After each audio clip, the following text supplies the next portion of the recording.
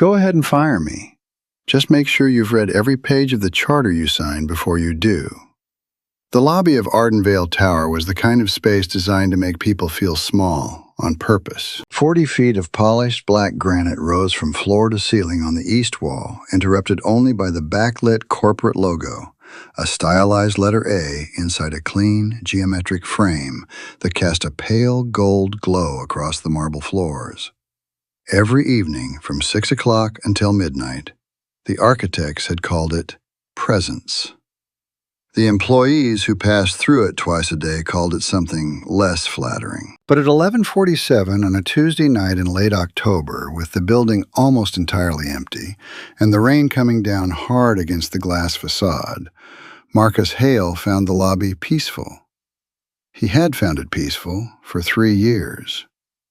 He sat at the security desk just inside the main entrance, a position that gave him a clean line of sight to the revolving doors, the elevator bank, and the stairwell exits on either side. The desk itself was unremarkable, a low, curved counter in the same black granite as the walls, fitted with 2 monitors showing feeds from the exterior cameras, a telephone console, and a visitor log that Marcus filled out by hand, because he had never trusted the digital check-in system to catch everything. To his left, a thermos of coffee that had gone lukewarm an hour ago.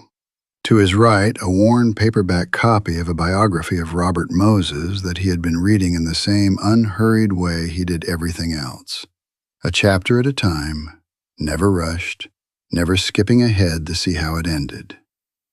He was 61 pages in when the black SUVs pulled up outside. Marcus set the book down with the spine flat, which was a habit his wife had always hated because it cracked the binding, and which he had never managed to break in 30 years of marriage, and had not tried to break in the 7 years since her death. He watched the first SUV discharge 3 men in dark suits, then the second discharge 2 more, and then a third vehicle. A town car, not an SUV, which told him something about the hierarchy of whoever was arriving. Pull forward and discharge Dominic Whitmore. Marcus had worked the night shift at Ardenvale Tower for 3 years and 4 months. In that time, he had seen Dominic Whitmore enter the building after hours exactly 11 times. He knew because he had logged every entry. As he logged everything in the visitor record that lived in the bottom drawer of the security desk in a series of green composition notebooks that the building manager had stopped ordering for him after the first year, because nobody used paper logs anymore, and which Marcus had since purchased himself at the office supply store 2 blocks away. He did not explain why he kept paper logs. He simply kept them. Dominic Whitmore was 44 years old, 6 feet tall, and built like a man who had played lacrosse in college and still wanted people to know it. He wore his suits the way men wore armor, fitted precisely, nothing soft about them, and he had the kind of face that was handsome in photographs and harder to read in person, where the tension around the jaw gave things away. Tonight he had 4 people Marcus didn't recognize walking with him, and 2 he did. Carla Reyes from the executive floor, who handled investor relations and whose heels clicked on the marble like a metronome, and Elena Vasquez, who was director of human resources and who was walking 2 steps behind Dominic with her phone in her hand and an expression Marcus had learned to read over 3 years of watching people come and go through this lobby. Elena Vasquez was 29 years old, and she was afraid. Not of Marcus. She wasn't afraid of him specifically. She was afraid of the situation of the evening, of whatever had been set in motion before she arrived, and she was carrying that fear the way she always carried it, pushed down below the professional surface, expressed only in the precise angle of her shoulders and the way her eyes moved to the corners of the room before settling on the center. Marcus had noticed this about her from the beginning. Most people, when they entered a space, looked at whatever was most prominent. Elena looked at the edges first. He stood as the group came through the revolving doors because standing was protocol, and Marcus followed protocol, absolutely. "Good evening, Mr. Whitmore," he said. "Welcome back. I'll need your access cards for the after-hours log." Dominic didn't break stride. "We're expected. We have a board presentation tomorrow and we need the executive floor tonight. Yes, sir. Marcus was already opening the after-hours access binder on the desk. That's perfectly fine. I just need the access cards from each member of your party for the log. Standard procedure. For any entry after 10 p.m., it's in the Security Protocol, Section 4. Dominic stopped. The 4 men in dark suits stopped with him in the particular synchronized way that people stopped when they were being paid to follow someone's lead. Carla Reyes stopped and took out her phone. Elena stopped and looked at Marcus for the first time since entering, and her expression shifted in a way that was very small, but that Marcus caught a flicker of recognition not of him specifically, but of what was about to happen. I know what the protocol says, Dominic said. I wrote the executive access policy. I don't need to show my card to a security guard. The policy requires all after-hours entry to be logged with physical card verification, including executive staff, Marcus said. He kept his voice level and his hands on the binder, not moving toward Dominic, not retreating from the position. There are no exceptions in the current protocol, sir. I'd be happy to call the building manager if you'd like to discuss a policy amendment. I am the COO of this company. Dominic's voice had dropped to a register that was meant to end conversations. Behind him, one of the suited men, a tall one with close-cropped gray hair, shifted his weight slightly. I have walked into this building for 12 years without showing my card to anyone at this desk. I've been at this desk for 3 years, Mr. Whitmore. In that time, you've entered after hours 11 times, and 8 of those times you showed your card without any issue. Marcus said it without heat or accusation, just information.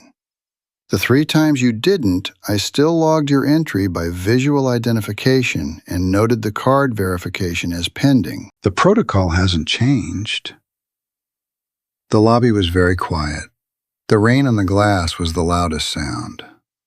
Dominic turned to look at Elena. The look lasted less than 2 seconds, but Elena understood it completely.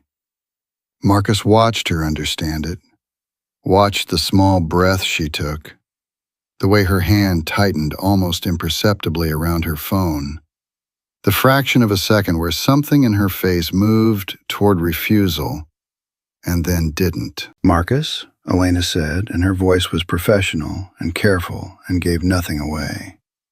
Can we note the card verification as pending tonight and complete it tomorrow morning? Mr. Whitmore has guests with him. Of course, Marcus said. I'll log it accordingly. Dominic didn't acknowledge Marcus again. He turned to the elevator bank and the group moved with him, the tall man with the gray hair falling into step immediately, the others following. Carla Reyes clicked past on her metronome heels. Elena passed the security desk last, and for just a moment, the length of 2 steps, no more, her eyes met Marcus's. He didn't say anything. Neither did she. She walked to the elevator and the doors closed, and Marcus was alone in the lobby again with the rain and the cold coffee and the 53-page book about a man who had built half of New York and destroyed most of what had been there before. He opened the green composition notebook and wrote the entry. Date, time, name, number of guests, card verification pending. He wrote it in the same unhurried hand he used for everything, and then he looked up at the camera in the upper left corner of the lobby, the one with the wide angle, the one that covered the entire entrance area and the first 20 feet of the elevator bank. And he held his gaze there for a moment that was slightly longer than necessary. Then he picked up the biography of Robert Moses and found his page. He was on page 64 when the elevator came back down 40 minutes later. He heard them before the doors opened. Dominic's voice elevated now, carrying the flat, hard edge of a man who had been building toward something all evening and had decided to stop containing it. I don't care what the protocol says, Elena. I care that I was embarrassed in front of 3 potential partners who were deciding whether to commit $40 million to this company, and I was embarrassed by a security guard who should have known better. The doors opened. The group from upstairs came out. The tall man with the gray hair was on his phone. The other suits were quiet, watching Dominic the way people watched something that might need to be managed. Carla Reyes had her portfolio bag pressed against her chest like a shield. Elena was walking beside Dominic, half a step behind, and she was saying something low and measured that Marcus couldn't fully hear from the desk. Something about protocol and documentation, and Dominic was not listening. He stopped in the middle of the lobby and turned to face Elena fully. "I want him gone," Dominic said. "Not tomorrow, tonight. Draw up the termination paperwork and process it before end of shift." Elena stopped. The lobby went very still. Even the tall man on the phone stopped talking. "Dominic," she began. "He made me look like an idiot in front of the Kellerman Group. Do you understand what that means? The Kellerman Group. We have been courting that firm for 8 months. His voice had gone quiet, which in Marcus's experience was worse than loud. "I need the termination processed tonight. That's a direct instruction." Marcus had stood when the elevator doors opened. He was standing now behind the desk with his hands flat on the counter, watching this without expression. Elena looked at Dominic for a long moment. Then she looked at Marcus. He watched her do the calculation. He had watched people do this calculation many times over the course of his life from both sides of the desk. He knew what it looked like, the fraction of a second where two things were weighed against each other, and one of them was heavier, and the heavier one always won, not because it was right, but because it was immediate. She opened her phone. She pulled up a form. She typed quickly, professionally, her face arranged in the careful, neutral expression of someone performing a function. "Marcus," she said without looking up, "I'm going to need your employee ID number and your signature on a separation agreement. Effective end of shift tonight." Marcus looked at her for a moment. Then he looked at Dominic Whitmore.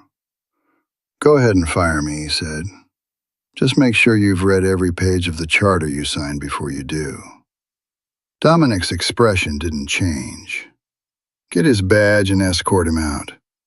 Marcus reached into his shirt pocket and removed his access card. He set it on the desk with the same precision he used for everything. He closed the visitor log. He capped the pen. He picked up his thermos and his paperback biography, and he set them in the canvas bag he kept under the desk, which also contained a spare uniform shirt, a compact umbrella, and a small leather folio that he zipped closed without opening. He came around the desk and stood in front of Dominic Whitmore. He was 3 inches shorter than Dominic and 20 years older, and standing there in his security guard uniform with his canvas bag over his shoulder, he looked by every external measure like a man who had lost. Dominic looked at him with the specific expression of someone who had already moved on to the next problem and was mildly irritated that the current one was still present. Marcus nodded once, not to Dominic, but to Elena. Something small and specific that she wouldn't understand until later. Then he turned and walked to the revolving door and pushed through it into the rain and did not look back. The lobby camera in the upper left corner continued recording, as it always did, backed up automatically every 4 hours to an encrypted server that had been installed 15 years ago by the company's founding architect and whose administrative credentials had never been changed. After Dominic and his guests left the Kellerman Group representatives into waiting cars, Dominic into his town car with Carla Reyes talking in his ear the whole way to the curb. Elena stood alone in the lobby for 4 minutes and 17 seconds. She knew it was 4 minutes and 17 seconds because she was staring at the clock above the security desk. It was the kind of thing you noticed when you were trying not to think. The termination form was complete on her phone. She had filled it in with the practiced efficiency of someone who had processed 46 separations in her 2 years as Director of Human Resources at Ardenvale Group. And she had done it the way she did everything in this building, correctly, thoroughly, and without letting her hands shake. The form was correct. The timestamp was correct. The reason code was correct. She had used code 104, Management Decision, which was the clean category. The one that didn't require documentation of cause. The one that the company's legal team had approved specifically for situations where the executive making the request didn't want the details in writing. She had used code 104 3 times before. Both previous times, Dominic had been the requesting executive. She put her phone in her bag and looked at the security desk. Marcus's green composition notebook was still there, closed, the pen resting on top of it. His coffee thermos was gone. The biography was gone. The desk looked exactly like a desk that someone had just left for the last time, which it was. And there was something about the neatness of it, no mess, no rush, nothing abandoned or knocked over, that made Elena stand there longer than she intended. She picked up the composition notebook. She didn't open it. She just held it for a moment, feeling the weight of it, which was more substantial than she expected. It was nearly full, she could tell from the thickness. Then she set it back exactly where it had been, because it wasn't hers, and she had no reason to take it, and she walked to the elevator and pressed the button for the parking garage. In the elevator, she checked her phone and found 3 messages from Dominic sent in the last 8 minutes, all relating to tomorrow's board meeting, none acknowledging what had just happened in the lobby as anything other than a closed matter. She typed back professional confirmations to each one. She was good at this, at maintaining the surface, at keeping the machine running, at being the person the machine needed her to be in any given moment. She had learned it young and practiced it long, and by now it was almost entirely automatic. Almost. She sat in her car in the parking garage for 6 minutes before she started the engine. The rain was loud on the concrete ceiling above her. She thought about the look on Marcus's face when he had stood in front of Dominic, not afraid, not angry, not pleading. Something she didn't have an exact word for. Settled. Like a man who had already decided something a long time ago and was simply watching the last condition of that decision be met. Just make sure you've read every page of the charter you signed before you do. She had been the one who administered the ethical charter re-signing process 18 months ago when the board had updated the document. She had sent the digital forms to every executive, tracked the completions, filed the acknowledgments. She had read the charter herself cover to cover because that was how she did things. She had not, she realized now, read every page. She started the car and drove home through the rain and did not think about this anymore because thinking about it led somewhere she wasn't ready to go. Marcus walked 4 blocks in the rain before he stopped under the awning of a closed dry cleaner and took out his phone. It was not the phone people expected him to have, not the cracked screen prepaid device that lived in his uniform pocket for show, but the one in the inner pocket of the jacket he wore under his uniform shirt, the one with the encrypted messaging application and the contact list that would have surprised anyone who had access to it. He opened the application and typed a message to a contact listed only as RC. It happened tonight. Unprovoked, documented on camera. I'm invoking the clause. Please have the filing ready for 6 a.m. The response came in 40 seconds. Understood. I've had it ready for 2 years. Are you sure Marcus stood under the awning and watched the rain come down on the empty street? A taxi went past, its light off, not stopping. Somewhere above him a window was open, and he could hear very faintly a television playing something with a laugh track. He thought about the composition notebooks in the security desk drawer. He thought about 11 entries logged in his own hand, each one a small record of who came and went, and when, and why. He thought about Elena Vasquez standing in the lobby with a termination form on her phone and the specific look on her face of someone who knew they were doing something wrong and was doing it anyway because the cost of not doing it in that moment felt higher. He understood that. He had been that person once, a long time ago in a different building with a different set of pressures. He had made different choices than Elena made tonight, and those choices had cost him things he had never fully recovered from. He did not judge her, but understanding someone did not mean allowing what they had participated in to stand unchallenged. "Yes," he typed back, "I'm sure. Send the preliminary notice to the board members listed in Appendix C at 5:59 a.m. Give them 1 minute's notice before the filing hits." In the video, Marcus looked up at the awning where the rain was collecting in a low point of the canvas and beginning to drip in a thin stream onto the sidewalk in front of him. The system will release the relevant footage automatically when the filing is submitted. I set that up when I designed the backup protocol. It was always part of the plan. He put the phone away. He opened his umbrella, which was compact and black and nearly useless against the particular diagonal angle of this rain, and he walked the remaining 6 blocks to his apartment, which was small and clean and contained almost nothing that belonged to a man who had once built one of the largest privately held real estate and infrastructure conglomerates on the eastern seaboard. Almost nothing. On the desk in the second bedroom, which he used as an office, though it contained no computer and no filing cabinets, only a single wooden desk and a chair and a lamp, there was a leather folio identical to the one in his canvas bag.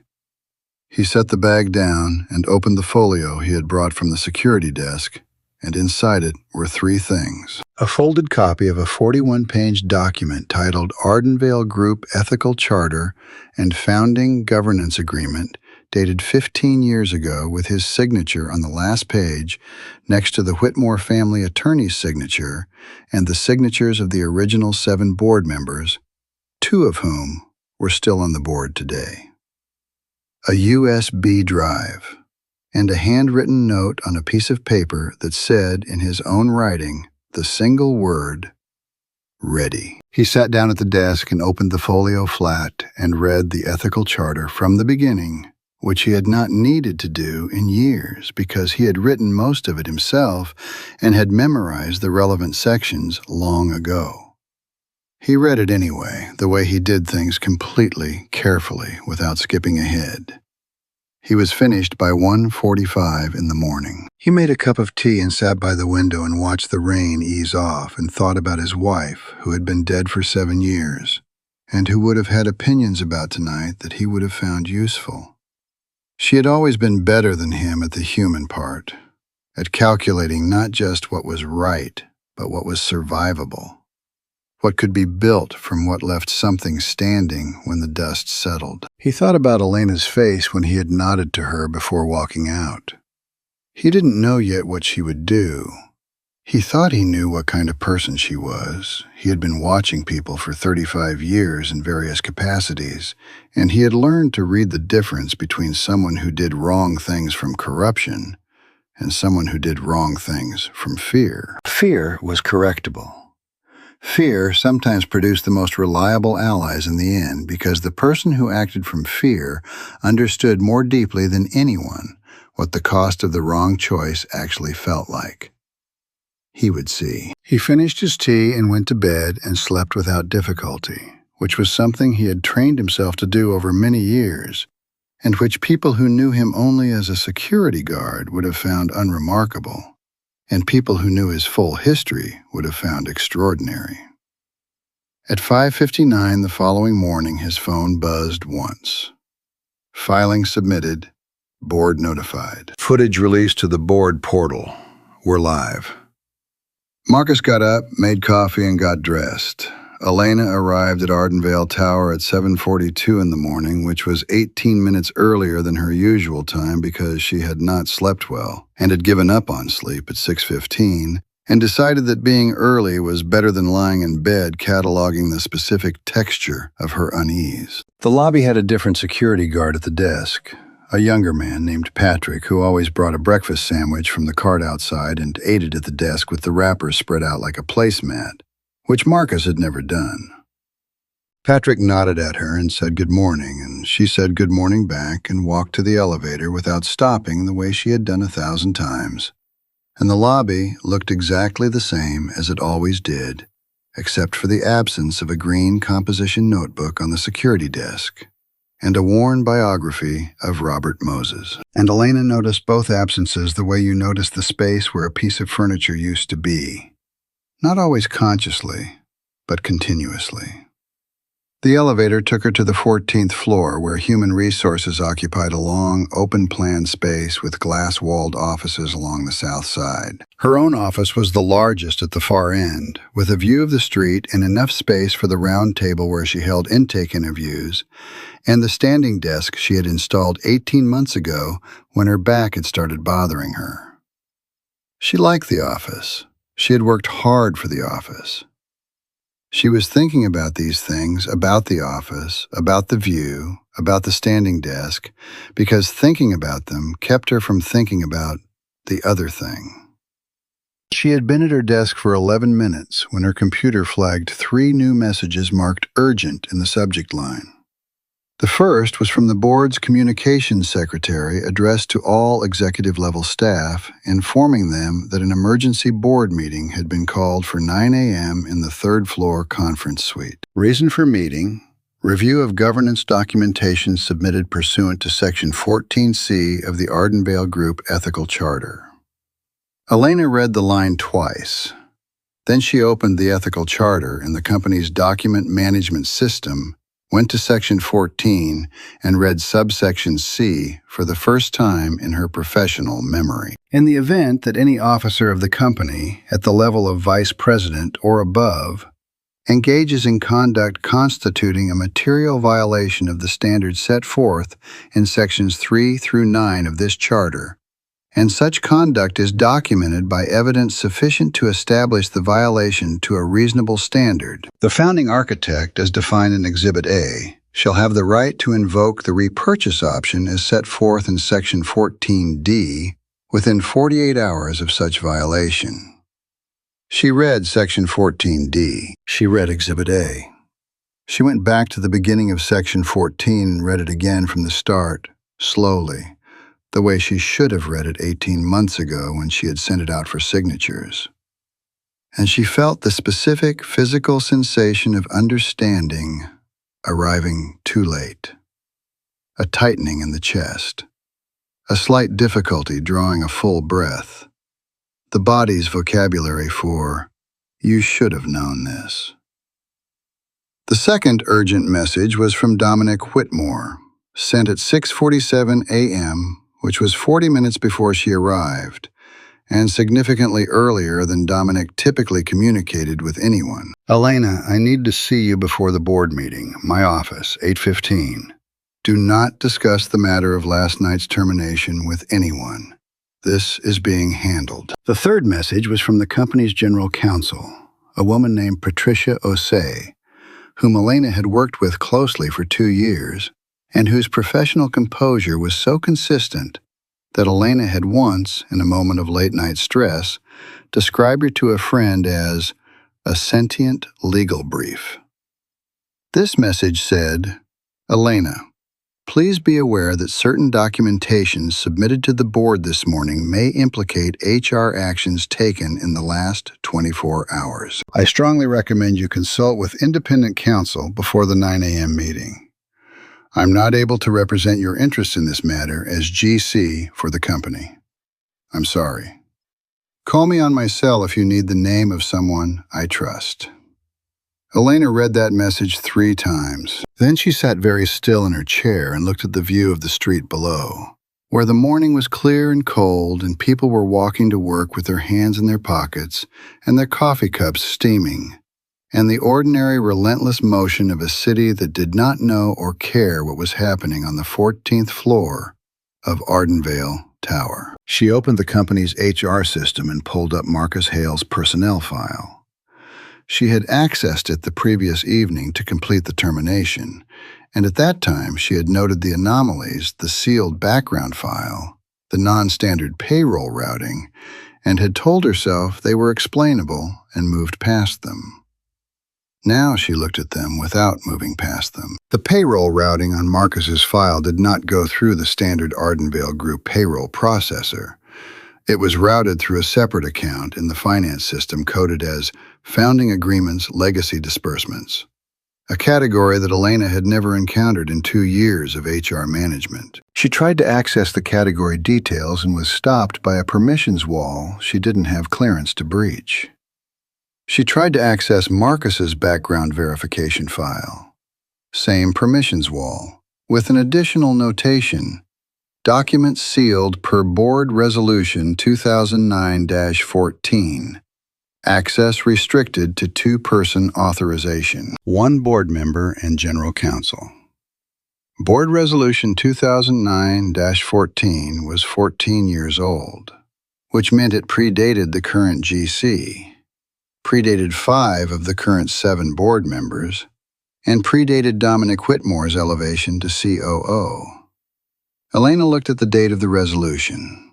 October. The same month 15 years ago that the Ardenvale Group had completed its transition from a founding partnership to a family-controlled corporation, which she knew because the company's history was part of new executive onboarding materials, and she had presented it summarized on 3 PowerPoint slides to 12 people in the last 2 years. She had summarized it.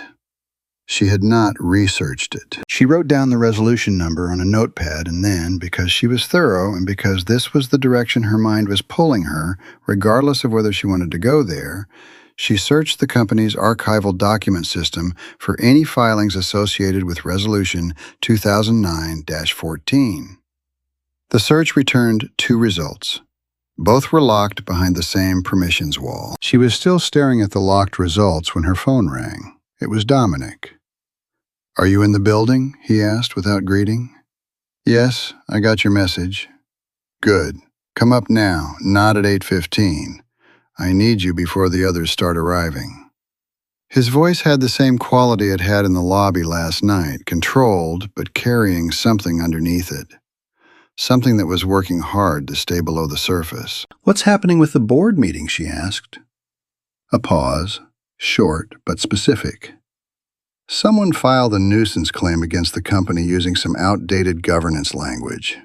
It has no merit, but the board has to convene to dismiss it formally. It has nothing to do with last night." Elena looked at the 2 locked documents on her screen, one of which was titled, she could see the title even if she couldn't open the file, Ardenvale Group, Ethical Charter and Founding Governance Agreement, Fully Executed Copy, October 2009. "I'll be right up," she said. Dominic's office occupied the entire northeast corner of the 32nd floor, which was the top floor of the building and the one that Elena required a special elevator key to access. The office itself was large enough to contain a full conference table for 8 in addition to the main desk area, and the windows on 2 walls gave a view that on clear days reached the harbor. Today the harbor was visible and cold-looking, the water a flat gray-green in the October morning. Dominic was standing at the window when she came in, which was unusual. He was almost always at his desk because he was a man who operated best from behind things. His suit was his usual armor, perfectly fitted, but his tie was half a centimeter off-center, in a way that told Elena he had dressed quickly or without his full attention. And Dominic Whitmore had never, in her experience, dressed without his full attention. "Close the door," he said. She closed it. "Sit down." She did not sit down. She stood just inside the door with her notepad in her hand and waited because she had found over 2 years of working with Dominic that not sitting was a small act of structural resistance that he never directly addressed, but that changed the dynamic of a conversation in ways that were occasionally useful. He turned from the window. "The situation this morning is under control. I need you to understand that before we discuss anything else." "Okay," she said. "The filing that triggered the board meeting is a document submitted by former employee Marcus Hale, acting through an attorney claiming rights under an obscure clause in a 15-year-old governance document.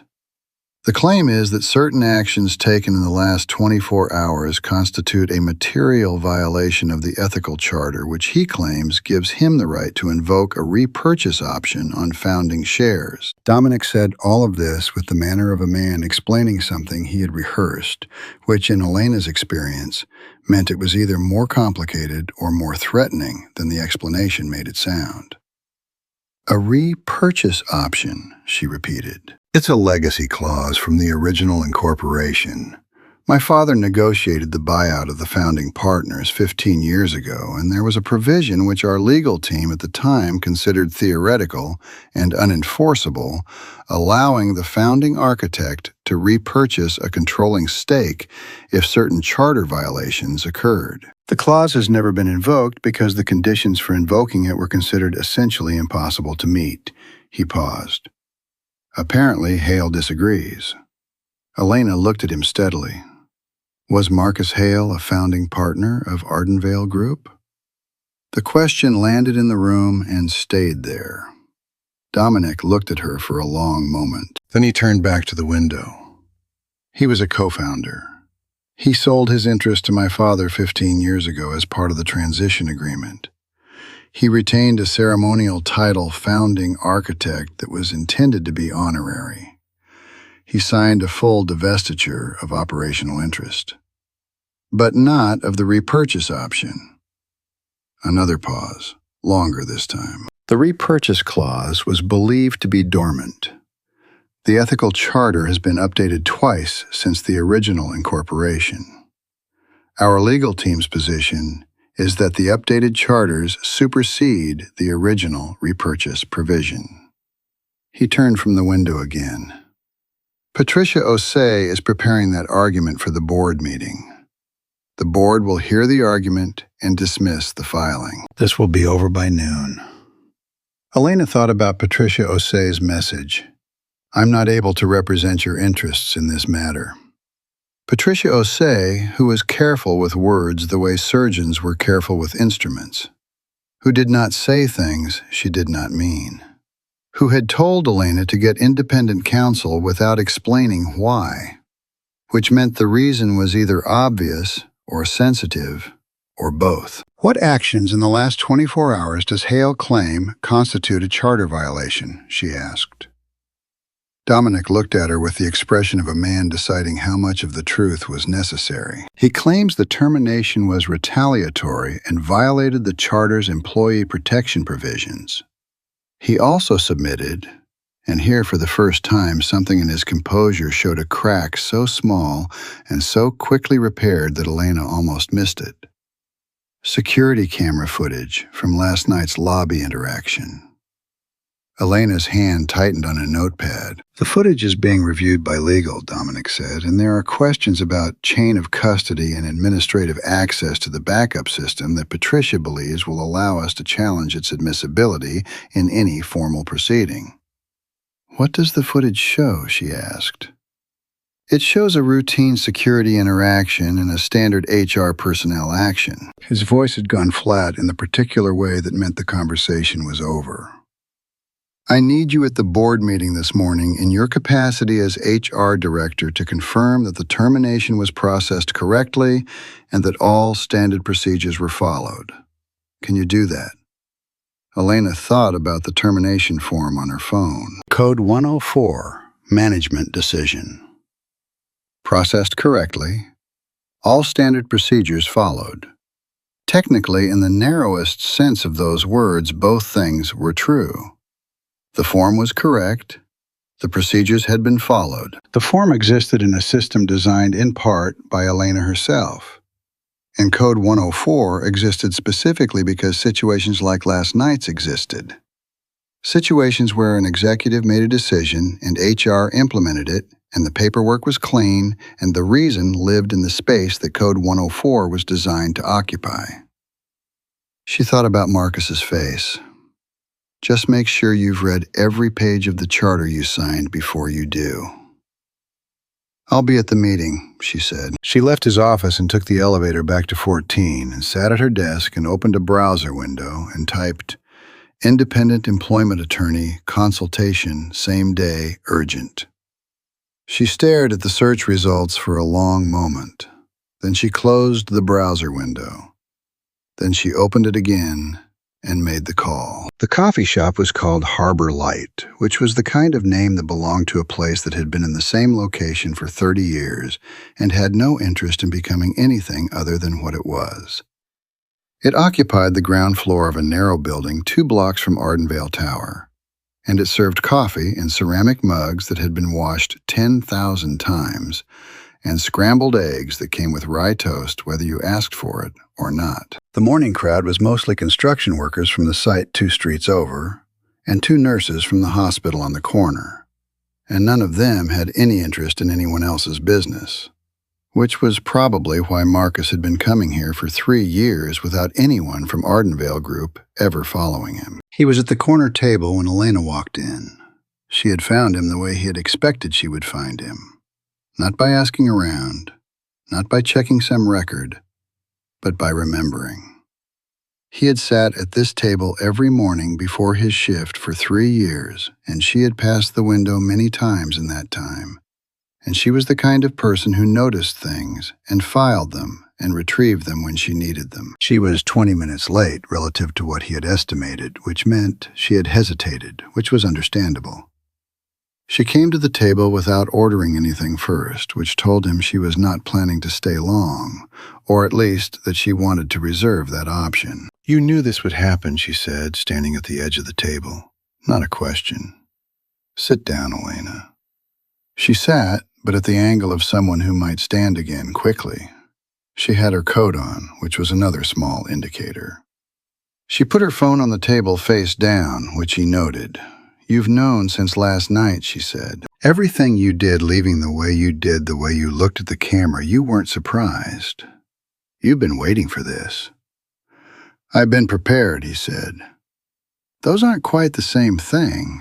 She looked at him with the direct, measuring assessment of someone who had stopped performing patience. "Who are you?" Marcus picked up his coffee mug. It was the ceramic kind, no handle, replaceable, worn smooth at the rim from use. He drank from it and set it down. "I'm someone who built something and then had reasons to step back from it, and who has been watching from a particular vantage point for 3 years to see whether the thing he built would hold." "You're the founding architect." "Yes." She absorbed this with the controlled stillness of someone who had been absorbing difficult information since 6 o'clock in the morning and had gotten very good at it. "Dominic says the repurchase option is unenforceable. He says the charter updates supersede the original provision." "Patricia Osei told you to get independent counsel," Marcus said. He watched her expression confirm this. "Patricia is a skilled attorney and she works for the company, which means she works for the current controlling shareholders, which means she cannot tell you what she actually thinks about the enforceability argument. But the fact that she told you to get independent counsel tells you what she actually thinks." Elena said nothing.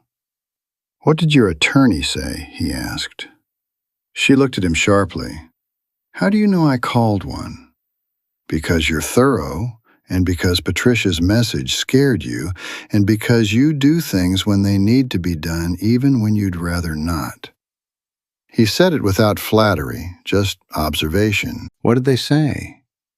She said the clause looks solid. She said the question is whether the footage is admissible and whether Dominic's directive last night can be established as the specific triggering action. Elena paused. "She asked whether I had documented the circumstances under which I processed the termination." "Had you?" A silence. Outside, a delivery truck went past close to the window, and the sound of it filled the space for a moment and then cleared. "No," Elena said. "I processed it under Code 104, management decision, no documentation of circumstances required." "I know what Code 104 means," Marcus said. "I helped write the HR processing system 9 years before you were hired." She stared at him. "You what?" "The original HR architecture of Ardenvale Group. The processing categories, the documentation protocols, the appeals structure. I designed the framework before I left. It's been modified since, but the core structure is mine. He looked at her steadily. I know exactly what Code 104 is for, and exactly how it's been used, including last night. The color in Elena's face had shifted, not gone pale, but gone tighter. A tension across the cheekbones that he recognized as the physical expression of understanding the full scope of something for the first time. The footage, she said. What does it actually show? The full lobby interaction from the moment Dominic's vehicles arrived to the moment I walked out. Audio and video, full quality, timestamp verified.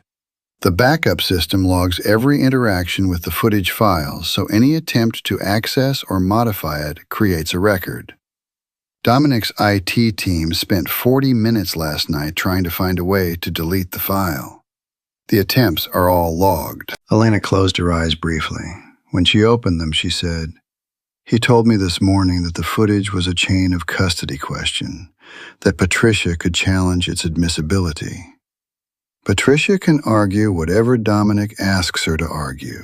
Whether the board believes it is a different question." Marcus set down his coffee mug. "Elena, I want to ask you something directly, and I want you to answer it directly." She met his eyes. "When you signed that termination form last night, did you believe it was right?" The question sat between them in the corner of a 30-year-old coffee shop with rye toast going cold at the table beside them, and the noise of the street filling the background. And Elena looked at Marcus with the expression of someone who had been asked the one question that all the professional composure in the world was not designed to handle. "No," she said. "Did you believe it was legal?" A harder pause. "The form was, technically. Not the form, the action. Did you believe it was legal?" "I didn't believe it was clearly illegal," she said carefully. "Code 104 is. When was the last time you read the ethical charter you enforce every day?" Marcus said. She went still. He watched her recognize the sentence, the same sentence from last night, the one she had not understood then. He watched her connect it to this morning's Section 14, to the word material violation, to the fact that the employee protection provisions she had never read in full prohibited retaliatory termination of any employee engaged in the enforcement of documented security protocols, which was exactly what Marcus had been doing in the lobby. "Section 6, she said quietly. "Section 6, subsection B, paragraph 3, he confirmed. Employee protection against retaliation in protocol enforcement. It's been in the charter since the original document. It survived both updates." Elena looked at the table for a long moment, then she looked up. "My signature is on the termination form." "I know. I could be implicated in the charter violation." "You could," Marcus said. He said it without softening because she was a grown woman who deserved the plain truth. "You were acting under direct instruction from an executive, which is a mitigating factor, but your signature is on the document and your name is in the log." She was quiet. Outside, someone laughed loudly at something on the sidewalk. The sound sudden and incongruous. Elena sat with her coat on and her hands flat on the table and looked at him with the expression of someone taking inventory of a situation that was worse than they had calculated. "Why are you telling me this?" she asked. "You could have filed the claim without warning me. You could have let me walk into that board meeting without knowing any of this." Marcus considered the question with the seriousness it deserved. "Because I've watched you for 3 years," he said, "and I know the difference between someone who does wrong things because they want to and someone who does wrong things because they've learned that surviving means not asking too many questions. I know which kind you are, and I know what happens to the second kind of person when they spend enough time in a place like Ardenvale Group under management like Dominic's." He paused. "I know because I spent 15 years building a company, and I told myself I'd designed it so that the second kind of person would be protected. And then I left and watched what happened when I wasn't there, and I realized that the design wasn't enough. The people had to be willing to use it. Elena looked at him for a long time. Is that why you stayed? As a guard? To watch? Partly. He picked up his coffee again. And partly because I had nowhere else to be, and this was mine, and I wasn't ready to let it go entirely. She nodded slowly. She looked out the window at the street where ordinary people were doing ordinary things in the pale October morning. Then she said, if I testified honestly about the circumstances of the termination, about the pressure, the instruction, the specific words Dominic used, would that help your case? It would substantially strengthen the evidence of a material violation, yes. And what happens to me if I do?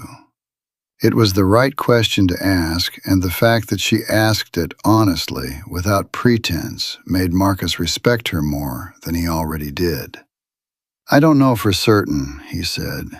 You acted under instruction which provides some protection. If the board finds a material violation and the repurchase is triggered, the new controlling interest, and here he paused with the same equanimity he used for everything, as though he were discussing a weather forecast, would be mine, and I would have discretion over personnel decisions. Elena looked at him. You'd be my employer. Potentially, and you're asking me to testify against the current employer. I'm telling you what the situation is, Marcus said. I'm not asking you to do anything. What you do with it is your decision. She stood up. She picked up her phone from the table. She looked at him once more, not calculating now, not afraid, but something quieter and harder to name. You said you built this company and then had reasons to step back from it, she said. What reasons? Marcus looked at the ceramic mug in his hands. My wife died while I was building it, he said. I chose the company too many times when I should have chosen her because I thought there would always be time later. And then there wasn't. I thought stepping back and simplifying was a kind of penance. I thought watching would be enough. He set the mug down. It wasn't enough. Last night proved that. Elena stood there a moment longer than necessary, which was the human instinct to acknowledge something that had been said honestly. And then she turned and walked out of the coffee shop into the October morning. Marcus finished his coffee alone and left a tip that was, as always, 25% because he could afford it and because the woman who worked the morning counter had a daughter in college and 3 tables to manage by herself. 3 hours later, at 2:47 in the afternoon, Elena's work phone rang. The caller ID said, Whitmore D. She answered. I heard you spoke with Hale this morning, Dominic said. The flatness in his voice had a specific quality now, not cold, but careful. The voice of someone who was no longer certain of the ground under his feet and was walking accordingly. We had coffee, she said. He approached me. What did you talk about? He explained his perspective on the charter claim. She kept her own voice neutral. I listened. Elena, a pause. I need to know where you stand. The board meeting didn't go the way I anticipated this morning. They've tabled the dismissal motion pending a legal review that Patricia estimates will take 3 to 5 days. I need my executive team aligned while this plays out. I need to know I can count on you. She thought about the ethical charter, Section 6, subsection B, paragraph 3. She thought about Code 104 and what it was designed for and what it had been used for.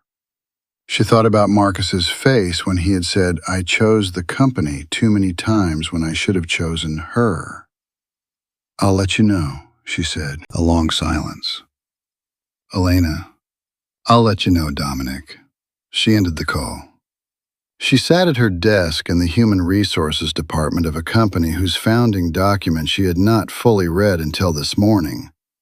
And she opened a blank document, and she began to write. She wrote down everything she remembered about the lobby on Tuesday night, the time, the sequence, Dominic's words, her own actions, the reason she had used Code 104, the pressure she had felt, the specific moment when she had made the choice she had made.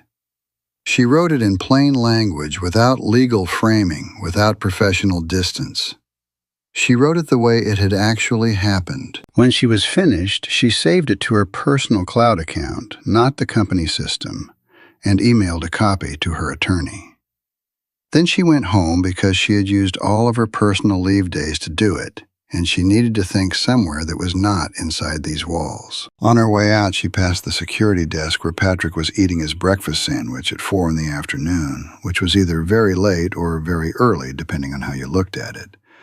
And she looked at the place where the green composition notebook used to be, and wasn't, and she kept walking.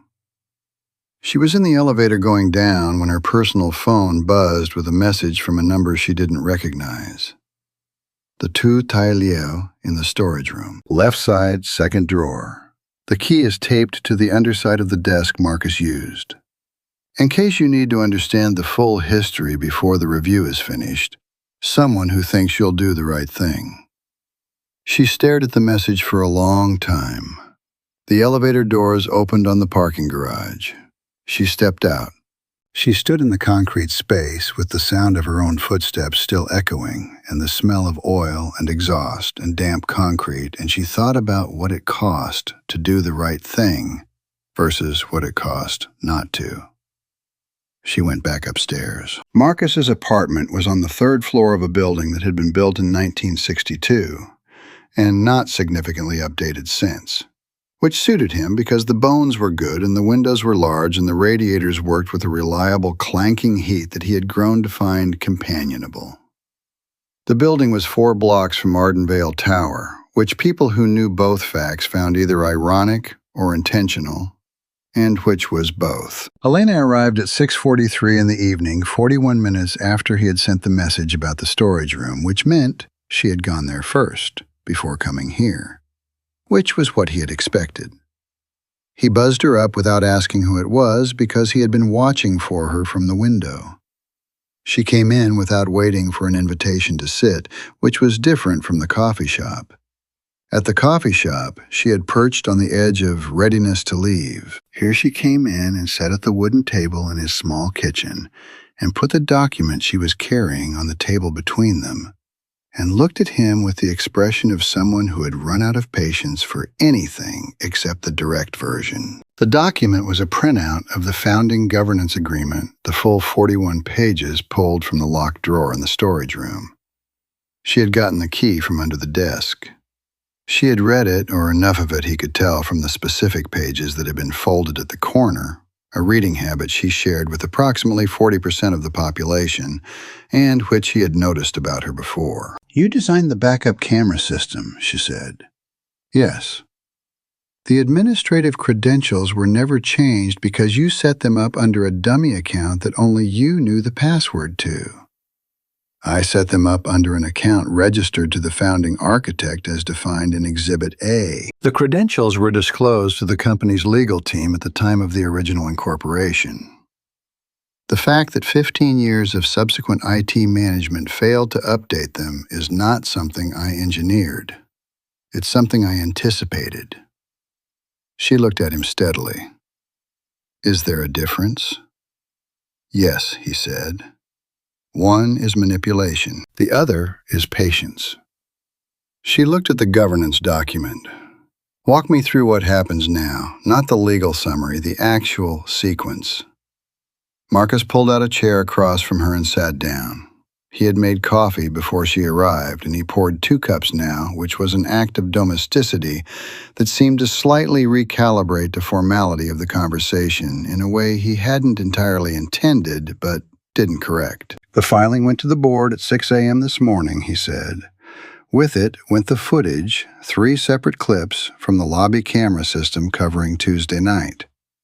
The first clip shows the initial access card request and Dominic's refusal beginning at 11:47 p.m. The second shows the elevator return and Dominic's instruction to terminate my employment, including the specific words he used.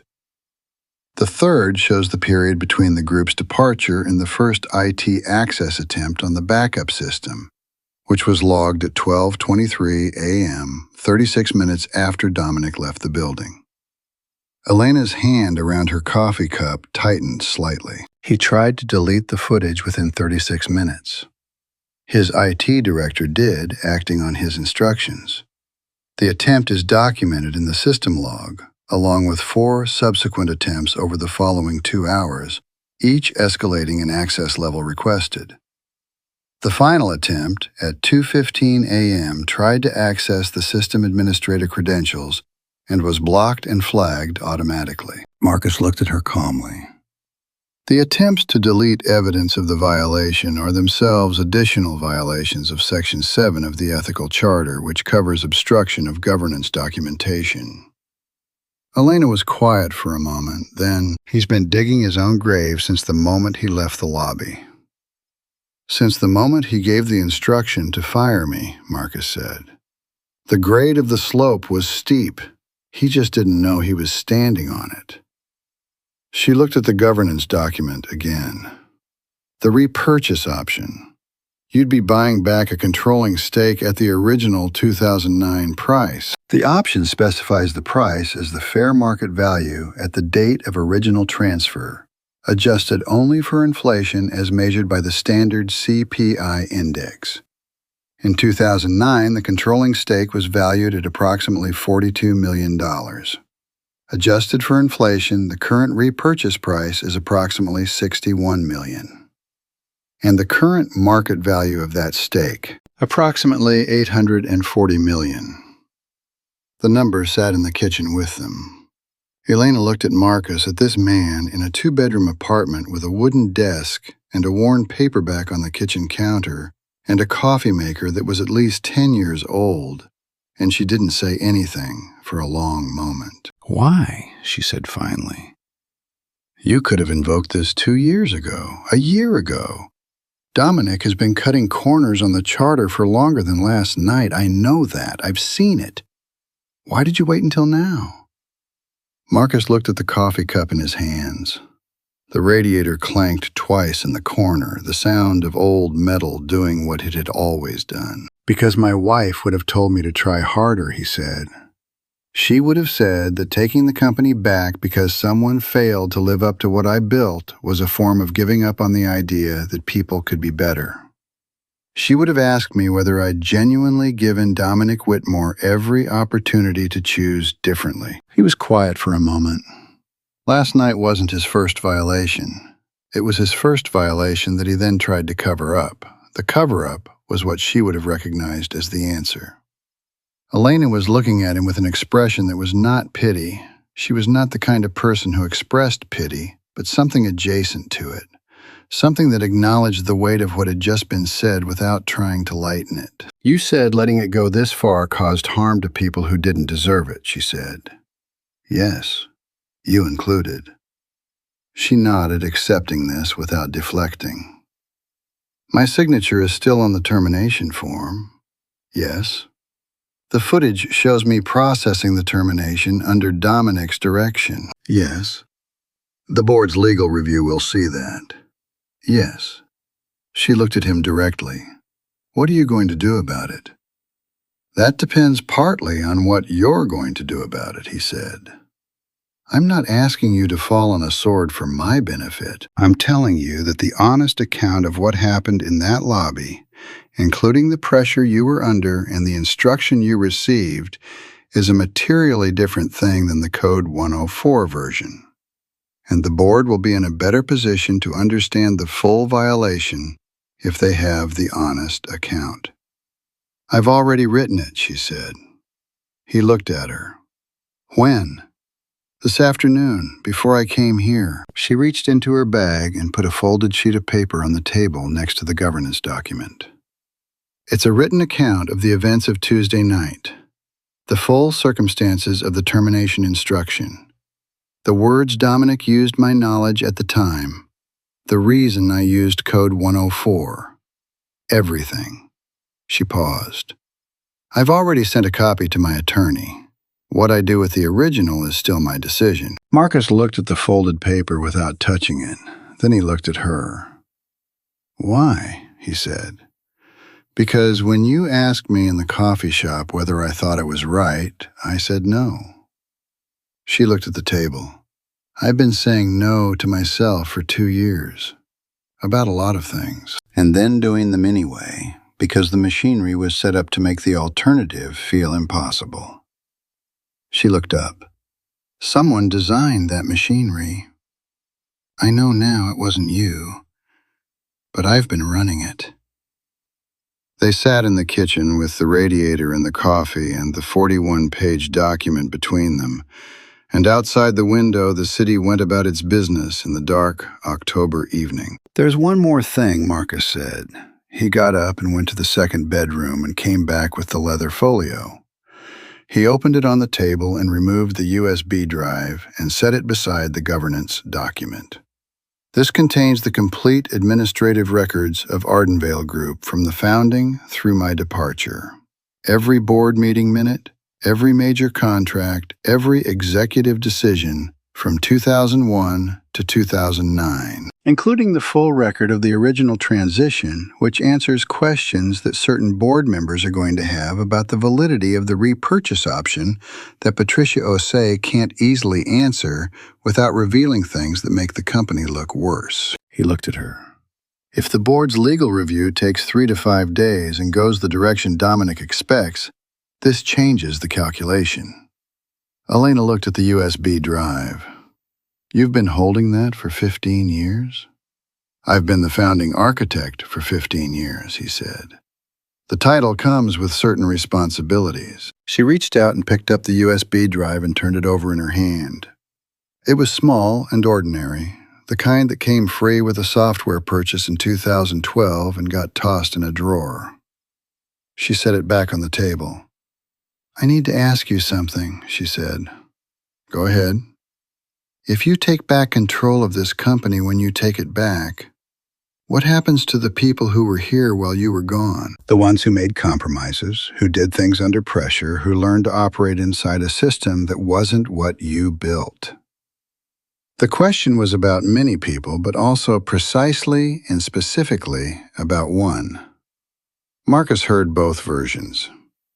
I spent 15 years building a company and I got most of it wrong in the ways that mattered most, he said. I built a structure and I trusted the structure to hold values that structures can't hold by themselves. I know what it costs to be inside a broken system trying to do the right thing with the tools the system gives you. He paused. I'm not interested in punishing people for surviving in conditions I should have prevented. I'm interested in building conditions where they don't have to. Elena was very still. Is that an answer? He asked. Yes, she said. It's a good one. She stood up, which was a surprise. He had expected the conversation to continue to transition into something else, the way conversations did when two people had been trading hard truths for an hour and arrived at a moment of shared understanding. But she stood and gathered the governance document and put it in her bag and picked up the USB drive and put it in the side pocket and looked at him standing there by the kitchen table in his plain clothes. The man who had built one of the largest companies on the Eastern Seaboard and had spent 3 years watching it from a security desk. I'll be at the board meeting on Friday, she said, with the written account. You understand what that means for you professionally. I understand what not doing it means for me personally, she said. I figured out the difference today. She left. Marcus stood in the kitchen for a moment. Then he sat back down and picked up his coffee, which was cold now, and drank it anyway, because waste had never seemed like something he had the right to practice. His phone buzzed. The message was from RC Board has formally extended the legal review to 5 days. Dominic has engaged outside counsel. He's fighting this hard. Marcus typed back, good. Hard fights produce clear records. Then, because it was what he did, he picked up his phone again and looked at the board portal. The footage had been viewed by 6 of the 7 board members. The 7th, a man named Gerald Thorpe, who had been on the Ardenvale board for 11 years and who owed his seat to a personal favor Dominic's father had done him in 2008, had not opened the file. Marcus stared at Gerald Thorpe's name in the view log for a long moment. 1 vote, properly handled, could create a deadlock in the 5-member quorum required for any governance action. He put his phone face down on the table and looked at the window. He thought, this is not over yet. He thought, she knows that too. That's why she left.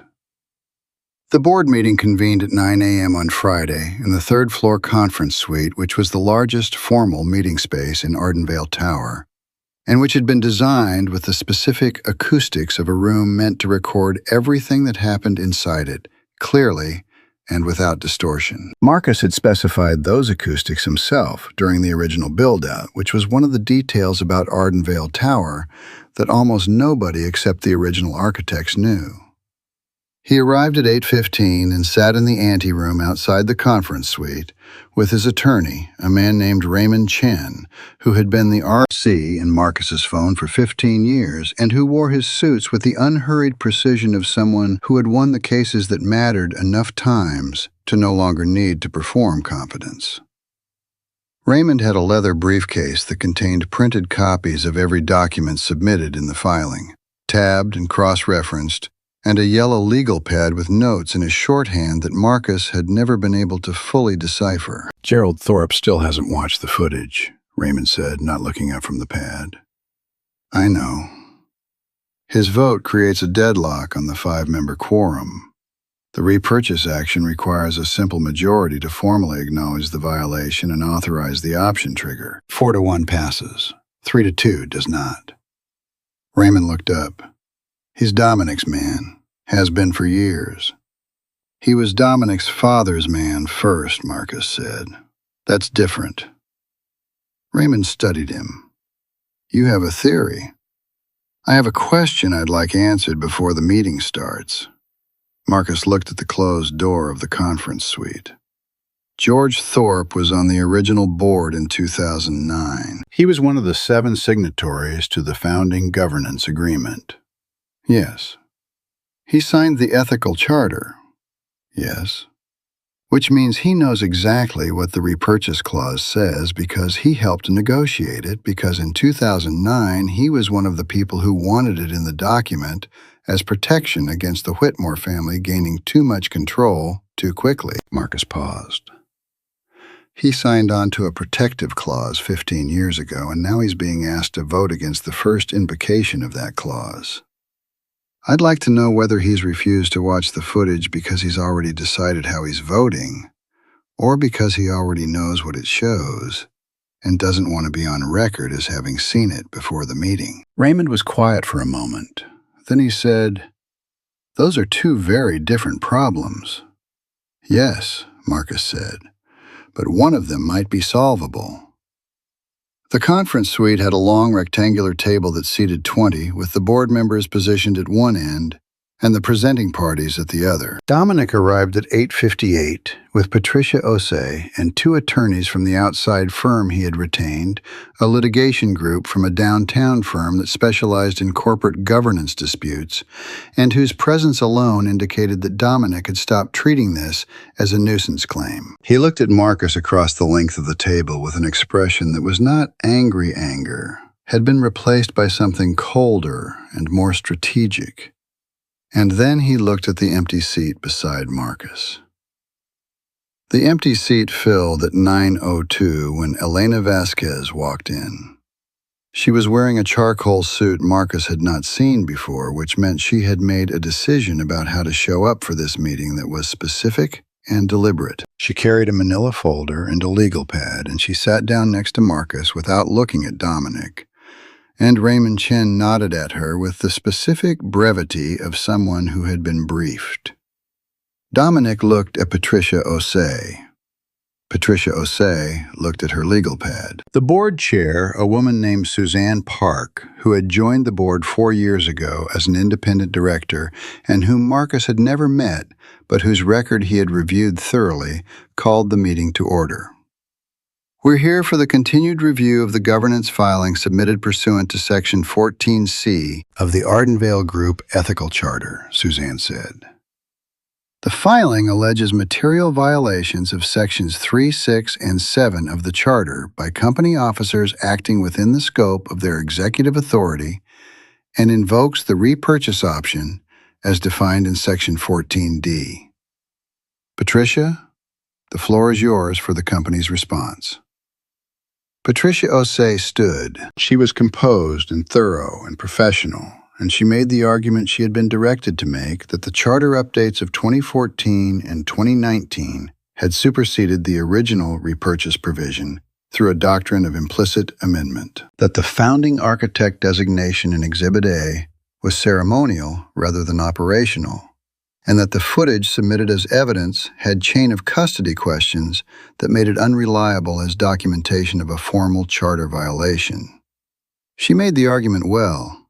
It was a good argument in the sense that it had internal consistency and cited relevant precedent and was delivered without visible weakness. It was a less good argument in the sense that two of the cited precedents were from cases that had been subsequently overturned, a detail that Raymond had flagged 3 days ago and that he noted in writing to Suzanne Park, now quietly on a folded slip passed along the table.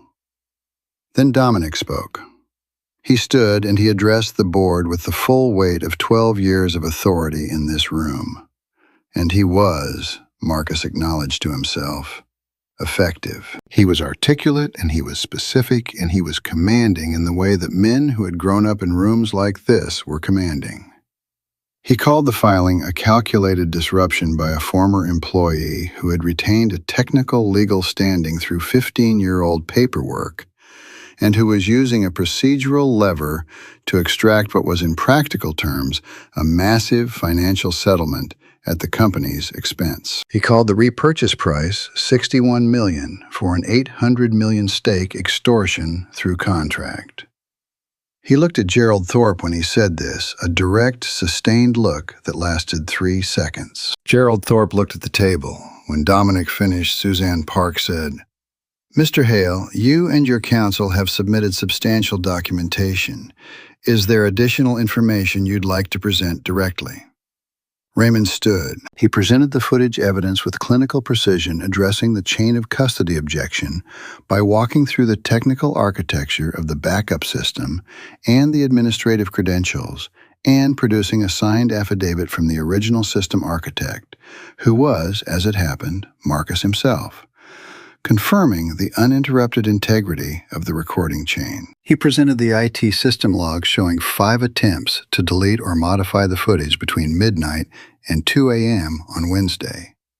He presented the relevant charter sections with textual analysis demonstrating that the 2014 and 2019 updates had not implicitly amended Section 14, because both update documents contained explicit carve-out language preserving the founding governance provisions. Then he sat down. Dominic's outside counsel stood immediately. He was a tall man with close-cropped gray hair, and Marcus recognized him. He was the suited man from the lobby on Tuesday night, the one who had shifted his weight during the initial access card interaction. He had been present in the building the night the violation occurred. He had watched it happen. The recognition moved through Marcus with a particular coldness that he kept entirely off his face. "Mr. Chairman," the attorney began, addressing Suzanne Park by the wrong title, which was either a calculated undermining of her authority or a mistake, and experienced as one regardless of intent. "Chair," Suzanne said quietly. "Madam Chair." He pivoted without acknowledgement. The filing party's analysis of the backup system relies entirely on a self-serving affidavit from the filing party himself. The integrity of that recording chain cannot be independently verified in the time frame of this review, and we would ask the board to table any action pending independent technical forensic review, which we estimate would require 30 to 45 days. Raymond started to respond, but Marcus touched his arm. Marcus stood. The room went quiet in a specific way. He was not a lawyer, and he was not a board member, and he was wearing a suit that was good but not recent, and he stood at the end of the table where the presenting party sat and looked down the length of the room to where Dominic Whitmore sat, with his outside counsel and his company attorney, and the considerable apparatus of a man with resources fighting to hold what he had. "The recording chain can be independently verified in 4 hours, Marcus said. The system architecture documentation is in the company's own records filed with the IT department at implementation.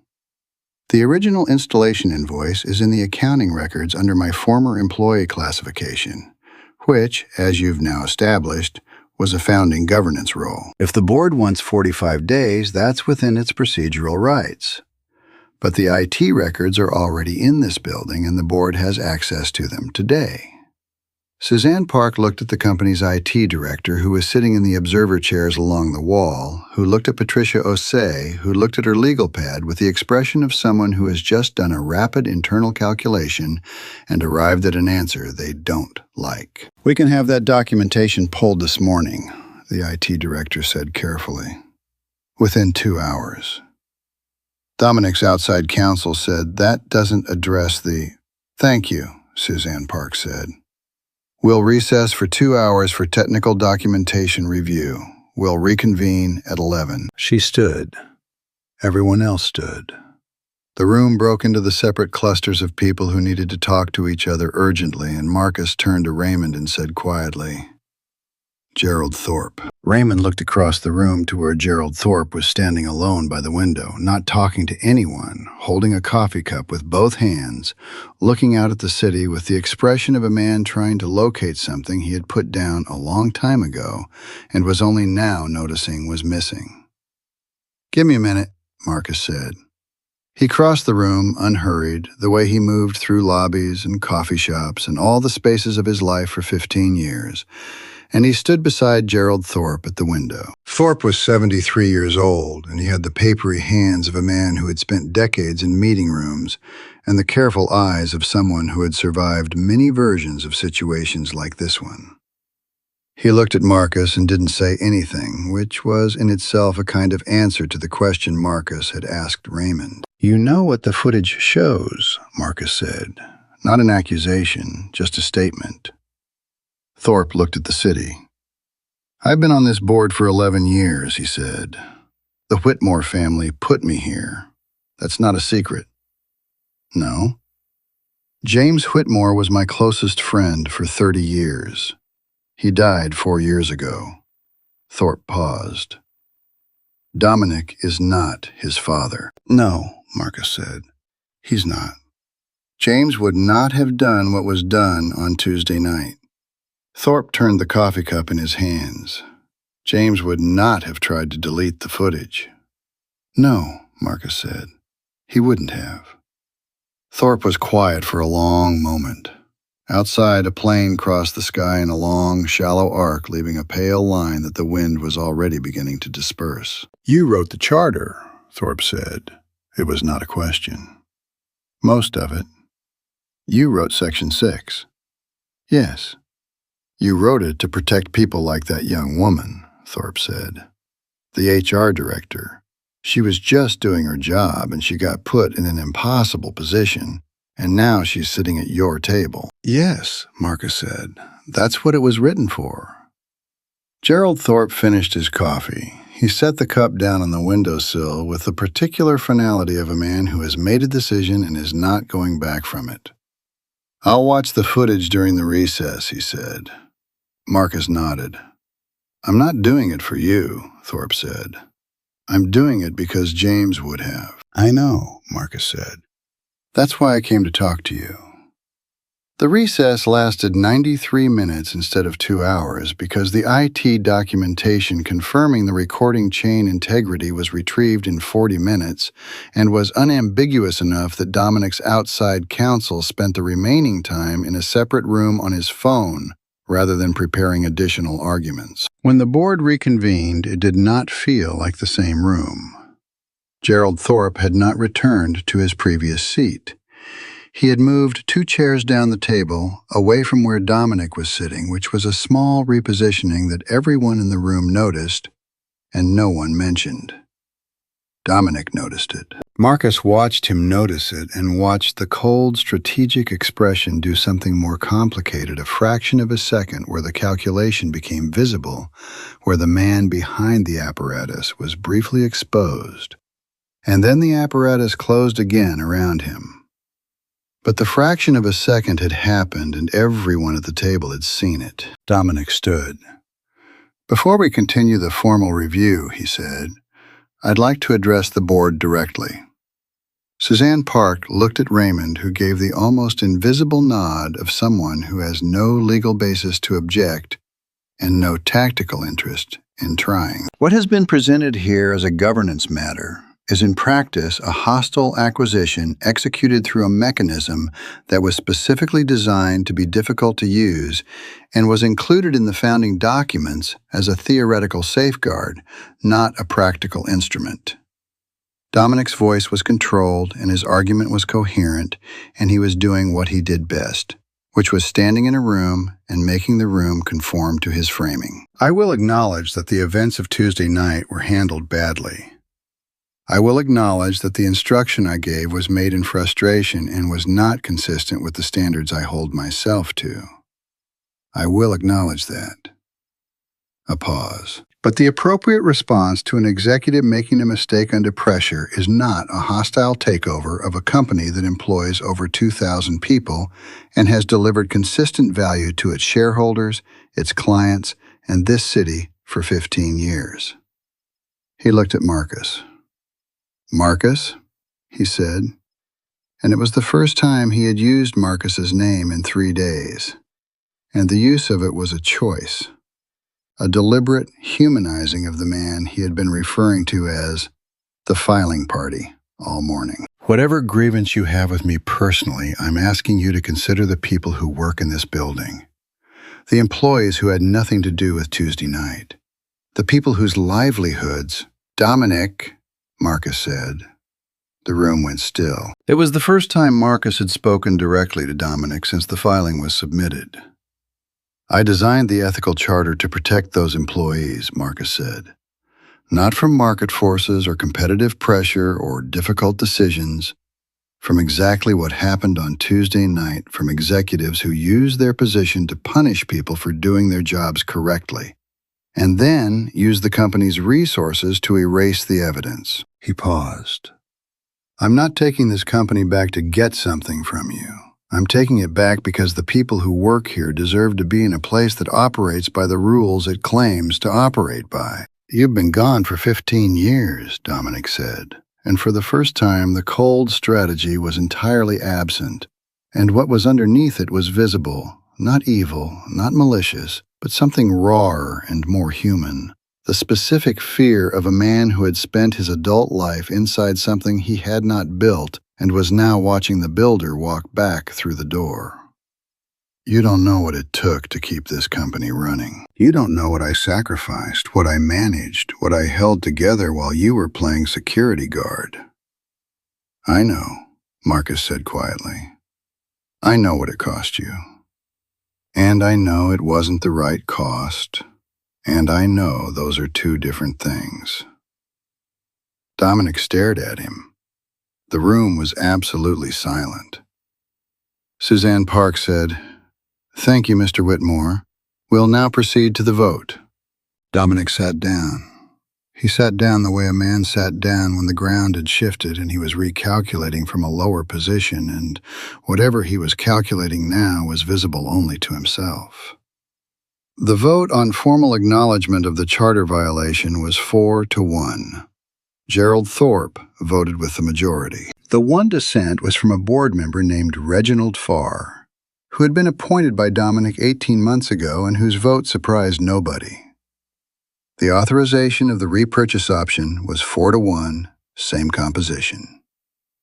Suzanne Park said, "The board formally acknowledges the material violation of Sections 3, 6, and 7 of the Ardenvale Group Ethical Charter and authorizes the invocation of the repurchase option as defined in Section 14D. Mr. Hale, you have 48 hours to complete the financial transfer." She looked at Dominic. "Mr. Whitmore, you will receive formal written notice from the board regarding the implications for your executive position. That notice will be delivered by end of business today." Dominic's outside counsel leaned in to say something. Dominic held up his hand, a small, flat gesture, and the counsel stopped. Dominic looked at Marcus one more time. The look was not defeated. It was the look of a man who was already deciding what came next, which was a type of resilience that Marcus found, despite everything, not without its own form of respect. Then Dominic Whitmore stood up and walked out of the conference room, and Marcus watched him go and said nothing. The anteroom cleared slowly. Raymond was on the phone managing the sequence of calls that came after a board vote like this one, financial institutions' documentation filings, the precise choreography of a transaction that had been legally ready for 2 years and now needed only to move from ready to real. He gave Marcus a thumbs up while talking, and Marcus nodded and stepped out into the hallway. Elena was in the hallway. She had left the conference room through the side door, which was the door that gave onto the corridor rather than the anteroom, and she was standing against the wall with her manila folder and her legal pad in her charcoal suit, and she looked like someone who had just done a difficult thing and was taking a moment before deciding what to do next. Marcus walked over and stood next to her. They stood against the wall in the hallway of the 3rd floor of Ardenvale Tower, and the building was very quiet around them except for the distant sound of voices in the anteroom and the elevator moving somewhere above. "Your written account," he said. "Suzanne Park has a copy," Elena said. "I gave it to her during the recess." She said it corroborated the footage substantially and that the board would consider the circumstances of the termination instruction in their assessment of personnel liability. She paused. "She said my cooperation had been noted." How did that feel? She thought about it with the seriousness of someone who took questions seriously. "Like I did something right at the last possible second," she said, "which is better than not doing it, but not as good as having done it at the first possible second." "Most people never do it at any second," Marcus said. "That's not particularly comforting." "No," he agreed. "It's not meant to be." She looked at the wall across from them. There was a framed print on it, abstract geometric, the kind of corporate art that was designed to offend nobody and inspire nothing. Elena looked at it the way she looked at everything, which was to say, thoroughly and without sentiment. "What happens to me now?" she said, formally. "The board's assessment of personnel liability will take into account the coercive circumstances of the instruction. That's the formal answer." He paused. "The practical answer is that as of the completion of the financial transfer, I am the controlling shareholder, and I'll be making personnel decisions at the executive level. Which means you're deciding whether I keep my job." "Yes." She looked at him. "Is that a conflict of interest?" "Almost certainly," he said. "I'm going to try to manage it." She almost smiled at that, a small, reluctant thing that appeared and disappeared quickly like something that had come to the surface and decided it wasn't quite ready. "What do you actually want from me?" she said. "Not the formal version." Marcus thought about this. He thought about it the way he thought about everything, which was to hold it plainly in front of him and look at it without embellishment. "I want someone in HR who has read every page of the charter," he said, "and who knows what it costs not to, and who understands the difference between following procedure and following principle, and can hold both at the same time without letting one eat the other." He paused. "I want the person you were trying to be before the machinery made it easier to be something else." Elena was quiet for a moment. The elevator moved again somewhere above them. Through the window at the end of the hallway, the city was all October light, pale and clean and entirely indifferent to anything that had happened in this building this week. "That's a lot to ask," she said. "Yes," Marcus said, "it is." "I have a question," she said. "Go ahead." "Why did you come back at all 3 years ago when you took the security job? You had the repurchase option. You could have watched from anywhere. Why here, in this building, at this desk?" He looked at the framed print on the wall. He had specified those prints when the building was designed. had specified something with more substance than whatever was up there now, which meant at some point in 15 years, someone had replaced them with these. A small thing, but the kind of small thing that accumulated. Because I wanted to know whether I would recognize the right moment when it came, he said. Whether I'd still know after everything what the right thing looked like from the inside. Not from a distance, not from a board report, not from someone else's account. He turned to look at her. You learn things from a security desk that you don't learn from a 32nd floor office. You learn who people really are when they think nobody important is watching. Elena looked at him with the specific attention of someone who was not going to answer this directly because an answer would require more than she was currently prepared to offer in a hallway outside a board meeting. But the look itself was an answer of a kind. The security desk is going to need a new occupant, she said. Yes. What's the hiring process for that role? Standard HR intake, he said. I believe you're the director. This time the smile came and stayed for a moment, and it changed her face substantially. Made her look younger and less careful and more like the person she was when she wasn't managing the distance between herself and everything around her. I'll get you the posting, she said. She pushed off the wall and walked toward the elevator, and Marcus watched her go. The precise, economical movement of a person who had decided something and was beginning to act on it. The financial transfer was completed at 4:47 p.m. the following Monday, which was a clear, cold day that had none of the drama of rain or turbulence, just the ordinary autumn light through the windows of Raymond Chen's office, where Marcus sat with a pen in his hand and a set of documents in front of him that represented the return of something he had spent 15 years telling himself he no longer wanted. He signed each page carefully in the same unhurried hand he used for everything. Raymond witnessed and notarized and countersigned, and then sat back in his chair and looked at Marcus with the expression of a man who had prepared these documents for 2 years and was now feeling the particular anticlimactic reality that follows the completion of a long preparation. You should celebrate, Raymond said. I should go back to work, Marcus said. You are going back to work. Different work. Marcus set the pen down and looked at the completed documents. I need to rebuild the HR infrastructure from the ground up. The current code categories are being used in ways the system wasn't designed for. I need to rewrite the executive access policy because apparently nobody's been following it properly for years, and I've had 3 years of evidence for that. And I need to start the board refresh process because Reginald Farr's seat needs to go. Raymond looked at him. You've been planning this part too. I've been planning all of it, Marcus said, for a long time. He stood and put on his coat, a good coat, not the security uniform he had worn for 3 years, which was folded in a box in his apartment with the composition notebooks and the worn biography of Robert Moses. And he shook Raymond's hand and walked out into the afternoon. He walked to Ardenvale Tower. Not to the service entrance and the security desk and the lobby with the 40-foot granite wall.